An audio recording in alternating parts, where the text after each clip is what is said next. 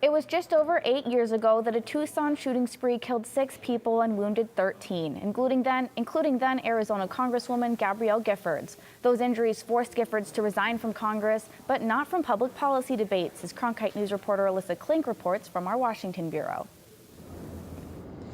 Former Congresswoman Gabby Giffords has been pushing for what she calls, quote, responsible gun ownership, almost since that 2011 Tucson shooting.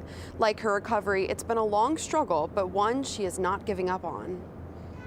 Former Arizona Congresswoman Gabby Giffords has given this speech before. Now is the time to come together, be responsible. But today's speech came on the eve of a House vote on the Bipartisan Background Checks Act of 2019, one of the major priorities of the new Democratic majority in the House. The bill would require a background check on every gun sale or transfer, a move that 97% of Americans already support, according to Giffords.org. The people in this country want to see this legislation passed. Supporters say the bill will make it harder for people to skirt existing laws, including avoiding background checks by sharing firearms. But critics say the law would do that by burdening legitimate gun owners and their Second Amendment rights. It's at the heart of what our founding fathers intended, that all Americans should have the right to use firearms to defend themselves.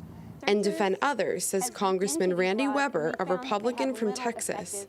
The only thing that stops a bad person with a gun is a good person with a gun.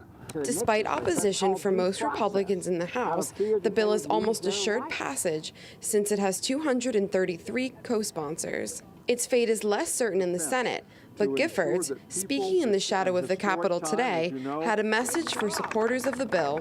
We must never stop fighting. Fight, fight, fight.